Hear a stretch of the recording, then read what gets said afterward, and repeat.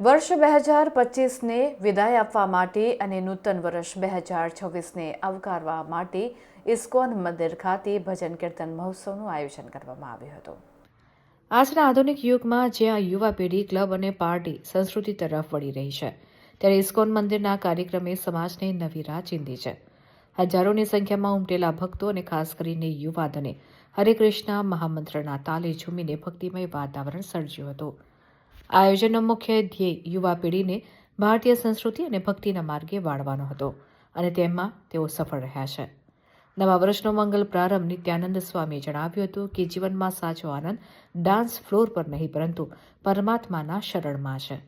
આ ભક્તિમય રાત્રિ બાદ 1 જાન્યુઆરીના પવિત્ર દિવસે લોક કલ્યાણ અર્થે વિષ્ણુ યજ્ઞનું પણ સુંદર આયોજન કરવામાં આવ્યું છે।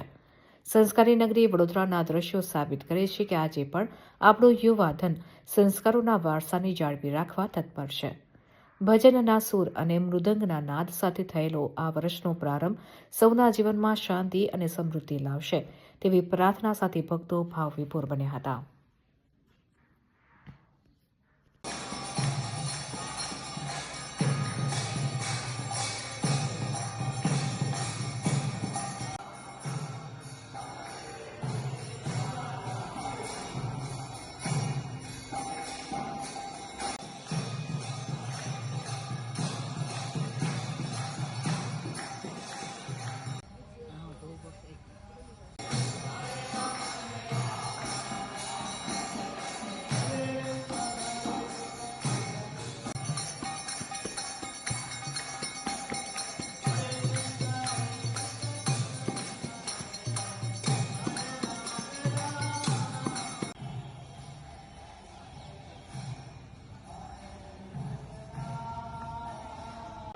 हरे कृष्णा। आज 2025 का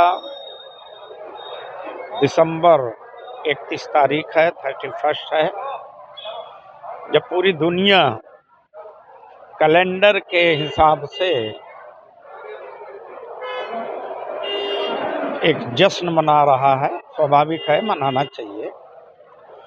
तो उसके संदर्भ में इस्कॉन मंदिर में शाम की 9:30 अथवा 10 बजे से संतों, ब्रह्मचारी भक्तों के द्वारा सुंदर कीर्तन का आयोजन किया गया है। उसमें आपके चैनल के माध्यम से आपके दर्शकों को मैं निवेदन करता हूं कि आप कीर्तन में भाग ले सकते हैं। उसके उपरांत कुछ जलपान इत्यादि एकादशी का होगा, चूंकि आज एकादशी है। कल 1/1/2026 के दिन इस्कॉन मंदिर में जो बरसों से परंपरागत तरीके से भगवान विष्णु के 1000 नाम की आहुति होती है, वो 9:45 या 8 बजे से शुरू होगा और 11:45 बजे पूर्णाहुति होगा। तो मैं सभी आपके दर्शकों से निवेदन करता हूं कि ये पवित्र और सुंदर दिन है। यज्ञ दर्शन और जो कुछ मंदिर के द्वारा प्रसाद इत्यादि हो, आप सब आएँ और अवश्य पाके जाएं।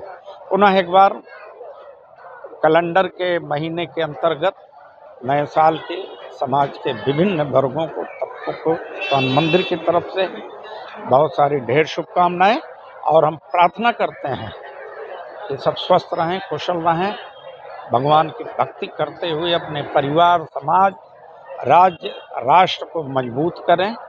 यही हमारी कामना है, यही हमारी भावना। हरे कृष्ण।